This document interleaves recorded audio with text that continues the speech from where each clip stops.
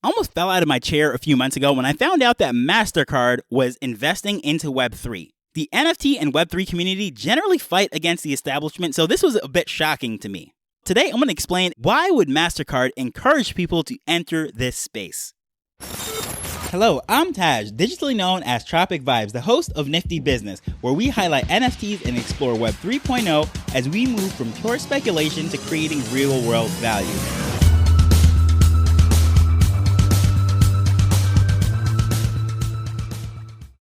First of all, one of the premises that I came into the space looking at this and knowing that this was the future of not just business, but everything that we do. So many big companies have come into the space and they have ran away as quickly as they entered. And with budgets being cut, marketing budgets and research and everything, everyone's downsizing, laying off staff, and guess what gets cut first?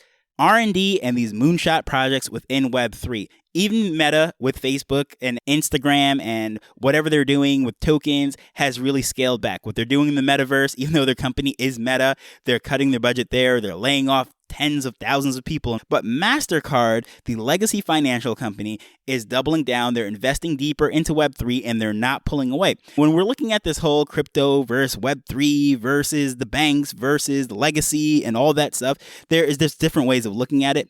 And now one view is, let's say, the Bitcoin maxis who take the stance of down with fiat. Anything to do with dollars, euros, pounds, they want nothing to do with it. The whole system is rigged. It's coming down and is falling apart. And that is why Bitcoin was invented. It was because of the financial recklessness, if you will, and freedom of the top cats and what happened in the financial crisis. That is why Bitcoin is important, and all other forms of legacy payments, stores of value, currency are just worthless. That is like their premise. That is what they argue on and stand on for the most part. I'm simplifying things, but yeah. Then there are the quote unquote central powers, right? The legacy players, if you will, that are trying to just tear down cryptocurrencies and all these decentralized renegades that are running around doing all sorts of crazy stuff and will spare no expense to spread FUD. They want crypto, they want NFTs, blockchain technology, all this stuff to just look absolutely ridiculous. And that is their stance on that because of their years and years of investment into that legacy system. And of course, they don't want anything to replace that. And I'm not even going to really go into all of the conspiracies and what have you, but there's certain things that are just public, that are just well known, spoken about on stages, acknowledged by even government officials, that Operation Choke Point is a real thing. They're trying to stamp out crypto and everything related to it. That is not even conspiracy at this point. They're on to Choke Point 2 right now. The first one didn't work. They're trying to do it better this time. So that is where they stand. Another view is that it's not them versus us or one versus the other, that crypto is simply a complement to everything else that is there. And that view sort of looks more like, okay, you can save in Bitcoin, but you're going to spend in dollars, right? You're going to buy things in dollars. So, of course, you don't be that guy who bought a pizza with a bunch of Bitcoins. And I understand that helped to propel the value of Bitcoin, legitimizing in the space and so forth. But so many people often talk about, imagine how expensive a pizza that was if you had converted that out at the peak of $69,000 before everything came crashing down. That was an expensive pizza. But in the sense that, okay, convert out to dollars as needed and then continue to save and hold value in whatever cryptocurrency you believe in. That is a perfect legitimate stance in my belief, but whatever, to each their own. Let's say for the decentralized person that is all about down with central powers. Well, everyone doesn't need to build their own blockchain. Everyone doesn't need to build their own internet. Just like the 90s, a lot of companies tried to build their own internet and then they just realized, you know what? This doesn't make sense. It just makes more sense for us to all build on the same internet and then, of course, gate off what we need to gate off and do what we have to do. And that's like right now, there's, I don't know, hundreds, maybe thousands of different blockchain projects being built. But at the end of the day, there's going to be a handful of them that survive and everyone's going to build on them. And it seems like Bitcoin's going to be around. It seems like Ethereum's going to be around. And people are going to build things, whether it's a Lightning Network or a Polygon or Arbitrum and all these different solutions that help to scale one of the other ones. It seems like a handful of them will still be around, but the hundreds or possibly thousands that are under development, most likely they're not all going to be around. And truthfully, every corporation doesn't need to have their own blockchain. There's nothing wrong with having some servers and some things saved. And even if I want to set up a private in-house network where I'm storing things, and let's say someone in the bedroom, someone outside can access some files from one central location. Okay, cool. It's not connected to the internet or anything. There's nothing stopping people from doing that. But having a full blockchain, like there's no reason for anyone to have a family blockchain. Like that's just pretty ridiculous to me. It's inefficient. It is slow. It is expensive. There is some benefit as using a quote unquote central blockchain. And I know that might be an oxymoron, but you know what I'm trying to say. And as far as these centralizers trying to do Operation Choke Point and everything, stamp it out, smother it out, here's the thing. History has taught that you can't smother a flame with piles of laws. And history books, like the laws, can be burned and it's only going to spark the flame. So it's absolutely just ridiculous. But going back to this whole topic that is at hand, MasterCard coming into the space, investing very heavily, it just proves that not all legacy companies are at war with Web3. MasterCard is pretty much as big and as legacy as it gets. As far as financial systems and financial institutions, pretty much every debit card, it's either MasterCard or it's Visa, right? That is as big as it gets. Hundreds of thousands of transactions every second. It's just absolutely ridiculous how much capacity that these companies are doing. And worldwide, the dollars that are transacted, it's just mind-blowing. I can't even put a figure to it. I've seen it one time. That's what Solana and all these ones are trying to scale up to even rival something like that. But it's just night and day, like nothing like what we're seeing within the crypto space.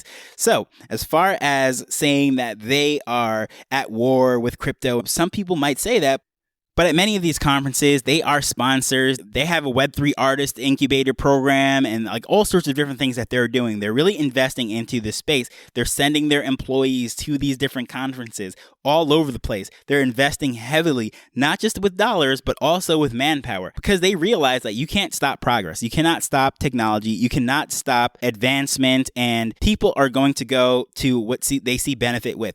So trying to stamp it out, trying to choke it out is just not going to work in the long run. Therefore, thinking and seeing that this is the direction that we're going into. This is like when people are speaking against the internet and the World Wide Web and being able to access everything. Now it's AI. There's always something to try to stamp out. And whether it is like some sort of religious movement like Christianity, the Roman emperor trying to stamp that out, or whatever it might be, you can look through the history books again. There's banned books, there's banned movies. And usually when these things get banned, what happens? They're Googled more than ever. People start to download them. The price soars on Amazon and eBay, and it's just crazy. So when these things happen, it just gets more attention. So this whole choke point thing, it's going to put attention on it. And as more people speak about this thing and they realize that there is value there, people are going to end up there. MasterCard realizes this, and they're just going to embrace the future. So this Web3 Artist Accelerator program and what they're trying to do here, I actually checked it out today. I minted my NFT and everything, and I go through. So I do have my opinions on that. And I think it's actually pretty cool what they are doing. First and foremost, the pitch that is out there, they're helping musicians come into the space. They have some examples up there of a bunch of artists that are working in the space. Of course, they explain the benefits of the music industry. And in case you're not familiar with that, it is just a nightmare. A lot of artists, they do a lot of work. They create this music. They have to pay out all of these different people. At the end of the day, even if they sold millions of records or millions of CDs or albums or whatever they're selling these days, streams, they are still broke. Like at the end of the day, they're negative.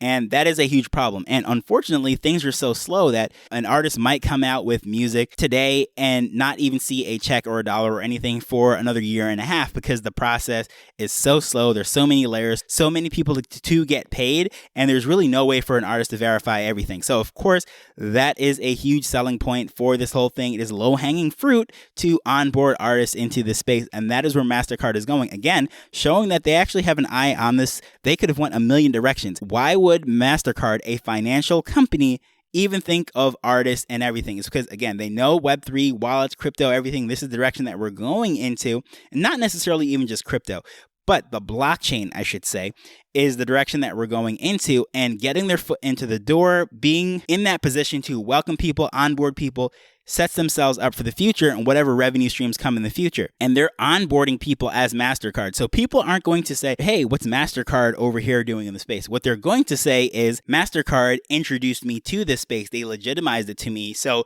going forward, their mind is forever going to associate crypto, blockchain, NFTs, artists getting paid, all of those things, an incubator, Web3 with MasterCard. So that is great for their brand going forward, the perception of the new people. Why win over the Bitcoin maxis? Why win over the ETH maxis when you can onboard people that don't even think this is a legitimate space, but they trust MasterCard?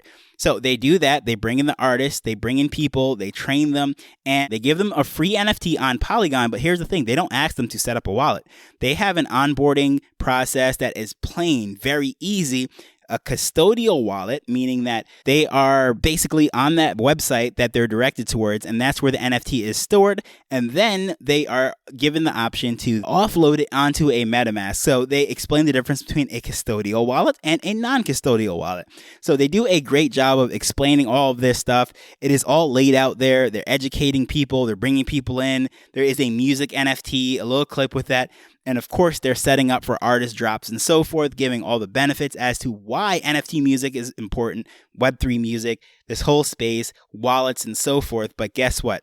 Regardless if they stay with that custodial wallet, which has their name and email, or they export it to MetaMask, it is going to be connected, right? So that transaction, sending it from one wallet to the other, is going to be logged, right? So it doesn't matter 10, 15 years from now, if that person is still in Web3 using that wallet to log into whatever future social media or whatever artist that they're collecting music from, it's going to really help MasterCard to understand who their customers are, what they're interested in, where they're going to put their investment into. Because let's just say all of those people that have those MasterCard NFTs that were onboarded through their process, whether still using that wallet or upgraded to MetaMask, they'll be able to understand, okay, these people that I'm catering to might have a whole bunch of things that they are collecting and are interested in that are related to, I don't know, outdoor activities.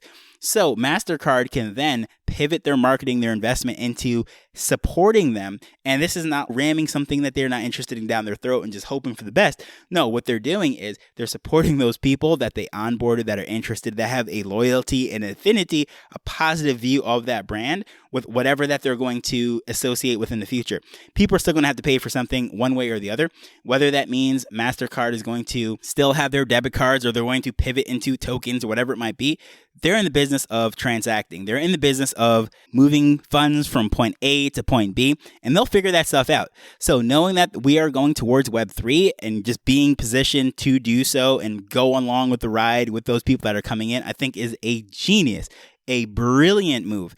Now, as far as with this whole platform and everything that it is, honestly, even though I do have some critiques, which I will mention, I will give them an A+. I won't lie. I think it is just a mind-blowing smart move. Like, I don't even know the words for it. It is just a great idea because, first of all, everything is in plain English. There's no technical jargon and so forth. Yeah, there is custodial and non-custodial wallet, but they break that down very simple. They lay it out. Why do people care about this? Why is this important for artists and people that love music? Why is Web3 a big deal? All that stuff in plain English. And I think they do a great job of doing that. A lot of information that is token gated, by the way. So like they have the introduction. Then it's not until you have the NFT in the wallet that you can see the rest of it. Another smart move. Showing them the power of an NFT right then and there. It was easy. They had that NFT in a wallet that is hosted right there. It is custodial. However, they've already seen the power of token gated content.